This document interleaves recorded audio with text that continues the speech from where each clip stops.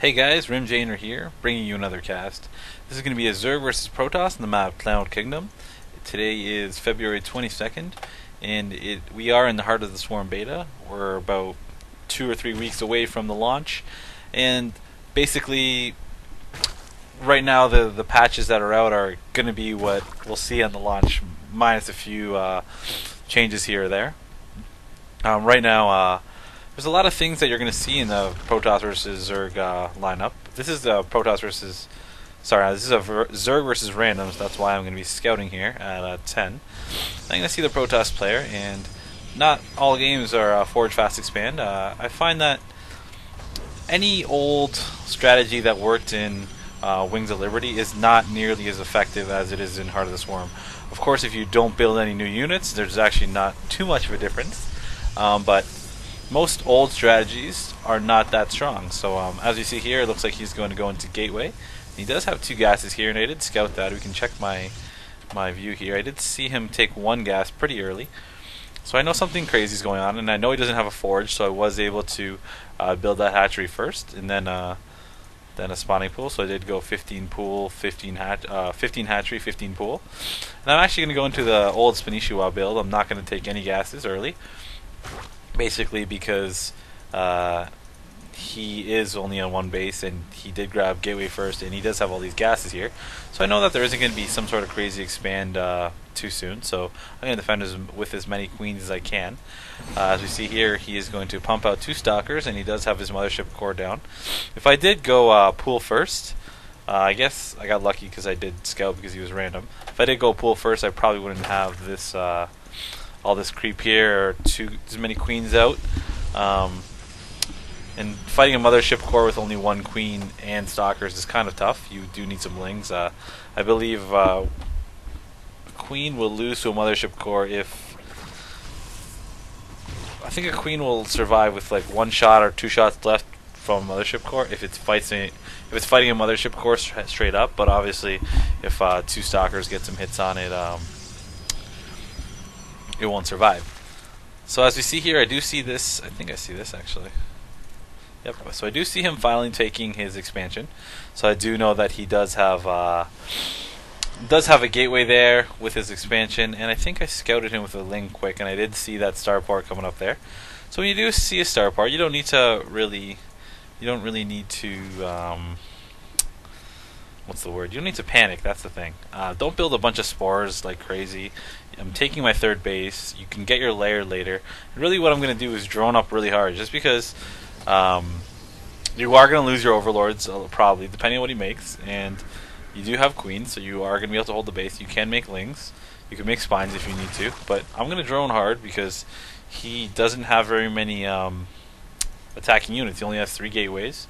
I am on 3 bases. I do have 6 queens here, and that's basically what I'm going to use to defend. These 6 queens are going to give me really good creep spread, and are going to be able to defend any air attack that's possible. As you see here, I don't have a lair yet, even though I should, because I do have enough gas over here, but I just really wasn't paying attention.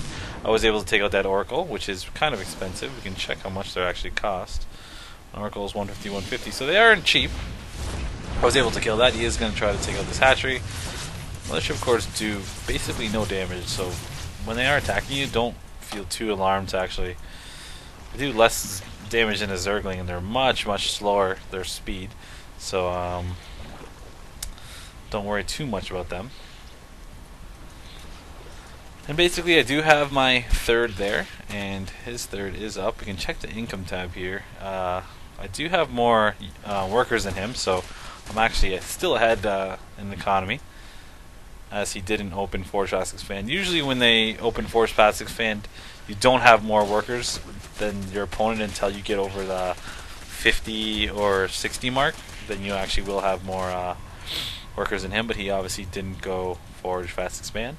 And I do have more workers. He is behind, and I'm just going to drone up pretty hard. You can check the production tab here. We do have 7. And looks like he's going to send out a Phoenix Scout right there. I'm going to take out these rocks because I can. I do have my 2 Evo chambers here. And basically what I like to do is go 3 base and pressure with swarm hosts and use corruptors to take out whatever unit possible. I don't know if this build is going to get nerfed because in my mind it is pretty easy, but it also isn't the easiest to get to. It does require a little bit of micro. There are a lot of ways to beat it, and maybe Protoss players haven't really thought of too many ways. But swarm hosts are, in my opinion, kind of like the new roaches. I haven't built very many roaches in my Zerg versus Protoss, and I've kind of supplemented them with swarm hosts, and I'm still building corruptors. Rather than building roach corruptor, you're building roach. You're building swarm host corruptor. It's a little bit more expensive, but of course, swarm hosts are more efficient if you are efficient with them and you keep them in position. The thing with swarm hosts that Protoss players aren't really. This is a lot of advice for Protoss players. Or when you are fighting against swarm hosts, don't attack them head on. Never attack them head on. You have to get them out of position. You have to always try to base trade. Like if I'm attacking your third with swarm hosts, take my third. You have to base trade. Basically, you will not win if you just attack them straight on until you have like a ridiculous amount of air or carriers or something. You need a lot to take out swarm hosts. So never attack them straight on. I think the hard counter to swarm hosts is probably blink stalkers.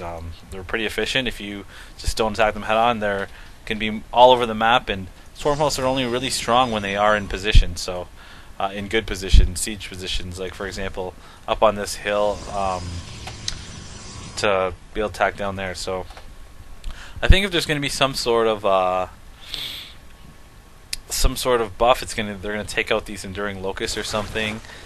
So swarm hosts don't have as much range as they do, because I can't hold them up. I can actually have them up here, and they can attack this nexus over here, which is really far, and it's a really far area to engage. So I think that something needs to be buffed. It's a little bit too easy. Like I'm a Zerg player, and I hate to see things get harder. But what can you do? You don't want this game to be totally easy. We're going to win every single time. So, and I have been with this kind of build. So as you see here, I am evolving the Enduring Locusts. I always upgrade +1 Carapace and +1 attack, melee attack, because I will switch to Ultralisks if I do need to. And it looks like here I'm just going to take out some rocks. I do have 6 queens, so my creep spread is pretty good, and almost halfway across the map. I haven't taken my 4th yet because I'm really spending like crazy. But all my bases are saturated. Of course, I like to have 16 on each base. As you see here, I actually have perfect saturation today. 16, 16, 16. You can check the income tab. Leaves me with 66 workers. I should have a few more on another base, but I don't yet. Thanks, because am I missing some? No. But of course, I do have my infestation pit up with my swarm hosts, which are coming out, and I do have my spire. And now my upgrades are I'm going to just keep upgrading flyer attacks, because another counter, of course, if you haven't made blink stalkers and if you haven't been upgrading gateway units, like as you see here, this guy does have a starport. He probably will be upgrading air weapons, so that's why I'm going to upgrade them as well. I guess Tempests are very strong. If you just go straight up air, no gateways with Archons, that is a pretty good composition. It's just I'm far ahead in economy, so I'm actually going to be able to take this. So Archons with any Sky Toss composition is extremely strong. I am going to see this coming across because I do have basically full map control. I am taking my 4th here, which I should have taken a lot earlier. And we can check the production tab one more time. Looks like he's going to come around here. He doesn't have an observer. I could basically pick all this off. They are 0, 0, 0, as he is upgrading air units. I wonder what the Oracle's damage does. Oracle does do a lot of damage. 25 damage for the Blight, which is really a lot. So, I guess it does use energy. Envision. I've never seen these.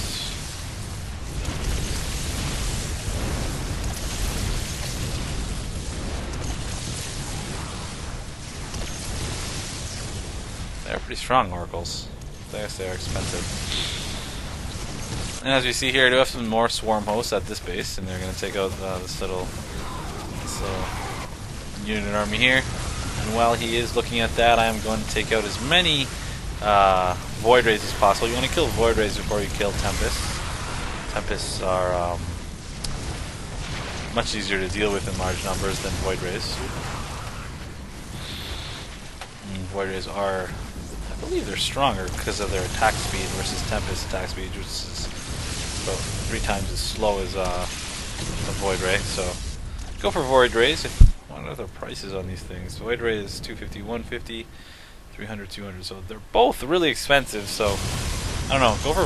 I like to go for the Void Rays and not let them get mass numbers. So when I find that you do have mass numbers of Void Rays, it's extremely hard to engage until you have mass Infestors. And just never let them get mass Void Rays. With the new this new prismatic alignment, you really don't want to be seeing mass Void Rays. So let's stay away from that. As you see here, this is where I think this needs to be buffed, because look at these Swarm Hosts. They have such a far range, and they're way back here, so protected. I have spores over here too now. One thing that you do need to do when you do this build is make as many Overseers as you can. I usually have like 5 or 6. They'll die each time they come out. If you do lose Overseers when your Swarm Hosts are being engaged, you will lose, and it's really hard to gain this position again and be able to siege up on this. And as you see here, I do have more Swarm Hosts over here, and they have such a far range as they're over here, and they can reach all the way up there. I'm only going to get closer and build more Spore Crawlers and Spine Crawlers and take more map. That's basically what you're going to do with this kind of build, is build spores. Spores will really protect you against carriers and Spine Crawlers. You don't really need Spine Crawlers, but I like to have them for fun. And then spine up your base. Just really make sure you replace the drones. And don't build units instead of when you build. Don't build units to free up supply. Don't build units when you free up supply with drones to make Spine Crawlers. As you see here, I do have a big spine wall. Your third is obviously more important than your natural, just because that's where all your cash is going to be. And there's a little engagement down here. I have a friggin' lot of Corruptors. Don't overdo it on Corruptors. You definitely don't want too many, whereas you don't have any ground forces. And looks like he does have to leave there. As you see, my creep spread is pretty crazy. I do have the whole map, and that is the advantage of having 6 queens, of course, with the 6 queen opening. And yeah, that looks like it's it. So I'm Rimjaner, guys, signing out.